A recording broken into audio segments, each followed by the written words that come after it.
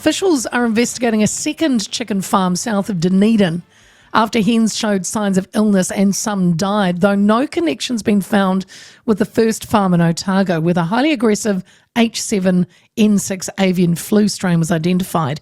The second farm is a small free-range operation unrelated to mainland poultry.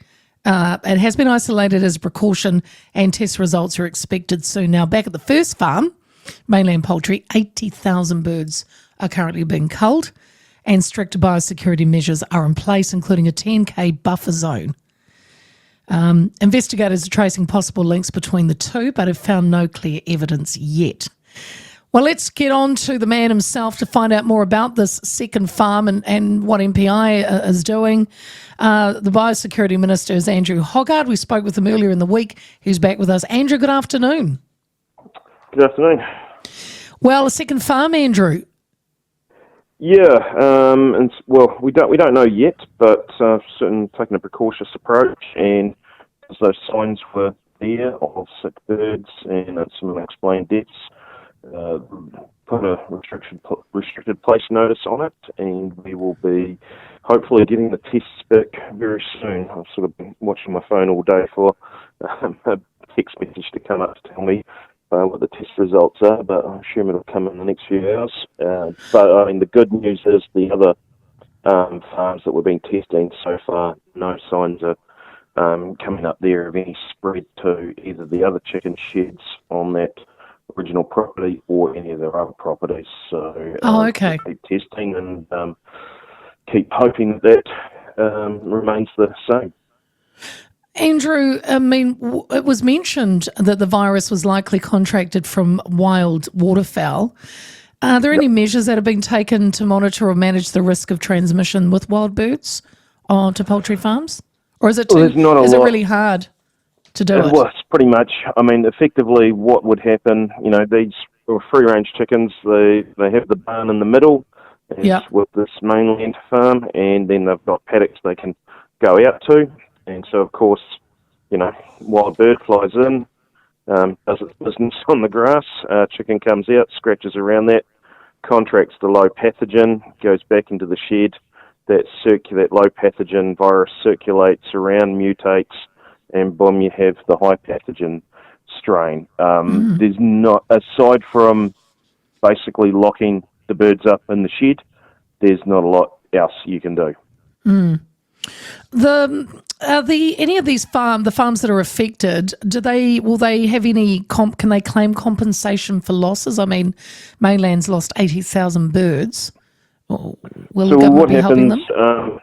What happens in a biosecurity response is where we exercise powers under the Biosecurity Act, so putting in place a restricted place notice, then consequential losses from us putting that in place, that the farm suffers as a consequence, they get compensated for that, so that they'll be working out at the end of this. Okay, if Biosecurity NZ hadn't have been come here and done anything, what would have normally happened? What would have been the normal egg production, all the rest of it? What are the other costs? Cleaning the sheds, all of those sort of things. It'll be worked through as to how the powers that we've exercised have impacted on them, and that's how the compensations work out. Will there be an egg shortage, Andrew? Are people stockpiling eggs? We've said no. At the stage, it's just one farm that's impacted. I would not recommend people to stockpile eggs. Please don't. Please don't. Don't touch it. Don't go for the toilet paper either. We don't need to repeat that mistake.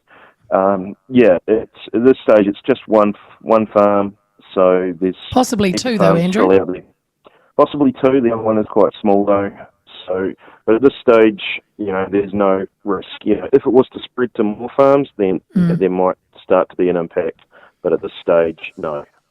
So just to reiterate the conversation we had earlier in the week, the H7N6 avian flu strain that was identified, what is the risk to human safety? Is there any indication it poses a risk to us? No.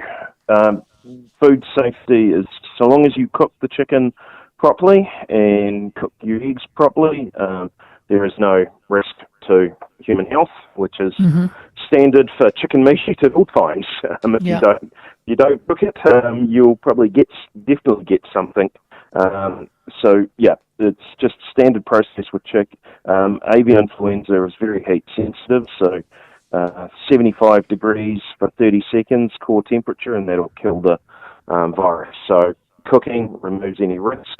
In terms of, a person coming into contact, it's, where it's the jumped people overseas has been with the H5N1 strain, and that's the one, last time I was on with you, we were talking about the risks of that arriving here. So this is a very different strain to H7. We've certainly done a bit of a scan, or the health department did a bit of a scan around the world, and they couldn't come up with any examples of people catching the H7 virus. So all we can go on is what's happened in the rest of the world, and it hasn't gone from birds. The H7 hasn't gone from birds to people. Have we stopped exporting or paused exporting chickens at the moment? Yes, we have, because for our exports, up until now, it's been a case of having to do a declaration that we are free from high pathogen avian influenza, and obviously we can't provide that declaration anymore. We're certainly talking to those countries that we have been exporting to, and for a lot of them, they understand the processes we're going through.